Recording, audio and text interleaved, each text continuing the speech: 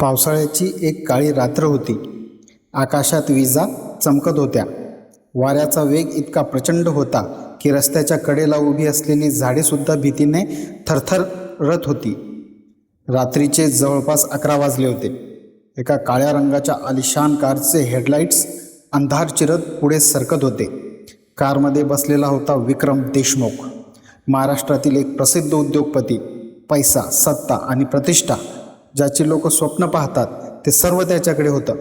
पण त्या रात्री त्याच्या चेहऱ्यावर समाधान नव्हतं. स्टेअरिंगवर घट्ट पकडलेले हात, कपाळावर घाम आणि डोळ्यात विचित्र बेचैनी. त्याचा फोन पुन्हा वाजला. स्क्रीनवर नाव झळकलं, आई. विक्रमने फोनकडे पाहिलं आणि पुन्हा कॉल कट केला. स्वतःशीच पुटपुटला, आता वेळ नाही. कार पुढे निघाली. गावातल्या एका छोट्याशा घरात 70 वर्षांची सुमित्रा दाराकडे डोळे लावून बसली होती. तिच्यासमोर थंड झालेला चहाचा कप होता. भिंतीवर मुलगा विक्रमचा लहानपणीचा फोटो लावलेला होता.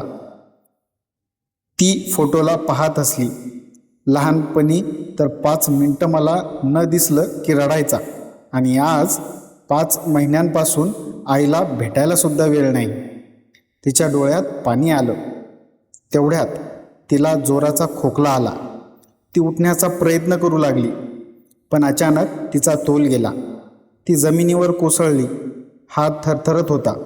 मोबाईल तिच्यापासून काही फुटावर पडला होता. मोठ्या कष्टाने तिने फोन उचलला.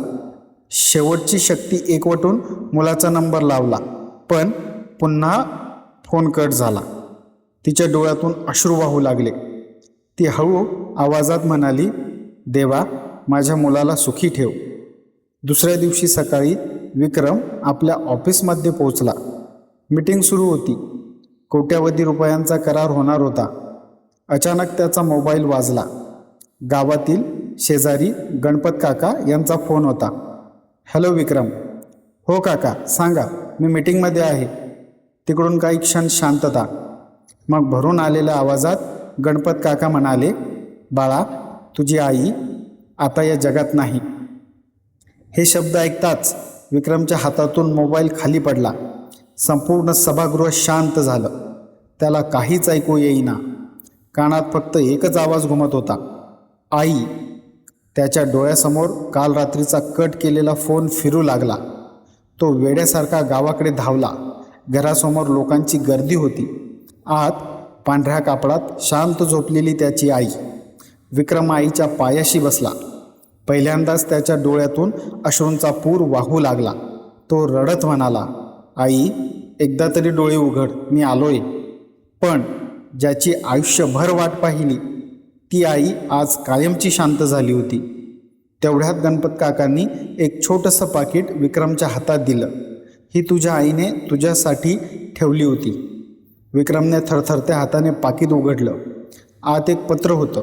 पत्राच्या पहिल्याच ओळीत लिहिलं होतं, प्रिय विक्रम, जेव्हा तू हे पत्र वाचशील तेव्हा कदाचित मी या जगात नसेन. विक्रमचे हात थरथरू लागले. डोळ्यातून अश्रू सतत वाहत होते. त्या पत्रात असं काय लिहिलं होतं ज्यामुळे एका अहंकारी श्रीमंत माणसाचं संपूर्ण आयुष्य बदलून जाणार होतं? विक्रमने थरथरत्या हातांनी पत्र उघडलं. पत्रावर आईच्या परिचित अक्षरांनी लिहिलेलं होतं, प्रिय विक्रम, हे पत्र जेव्हा तुझ्या हातात येईल तेव्हा मी या जगात नसेन अशी मला भीती वाटते. म्हणून काही शब्द तुझ्यासाठी लिहून ठेवते आहे. बाळा, मला तुझा खूप अभिमान आहे. लहानपणापासून तू खूप हुशार होतास. तुझ्या प्रत्येक यशासाठी मी देवाचे आभार मानले. पण एक गोष्ट मात्र मला नेहमी खटकत राहिली.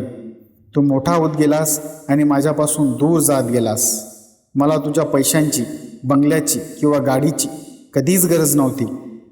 मला फक्त तुझ्या 2 प्रेमळ शब्दांची गरज होती. तू म्हणायचास, आई, मी खूप व्यस्त आहे. बाळा, जगातील सर्वात व्यस्त माणूससुद्धा आईसाठी 2 मिनिटे काढू शकतो. मी तुझ्यावर कधी रागावले नाही, कारण आई रागावली तरी तिचं मन मुलांसाठीच धडधडत असतं. आज माझी एकच इच्छा आहे, माझ्यासारखी वाट दुसऱ्या कोणत्याही आईच्या नशिबी येऊ देऊ नकोस. तुझी आई. पत्र संपलं, पण विक्रमच्या आयुष्यातील शांतता संपली होती. तो पत्र छातीशी धरून मोठ्याने रडू लागला.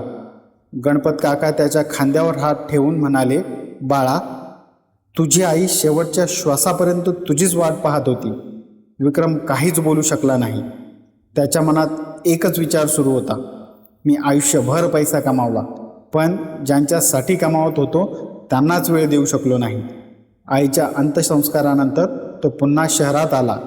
मोठ्या ऑफिसमध्ये बसून त्याचं मन लागत नव्हतं. महागडी कार, आलिशान बंगला, कोट्यावधी रुपयांचं साम्राज्य, सगळं असूनही त्याला आतून रिकामं वाटत होतं.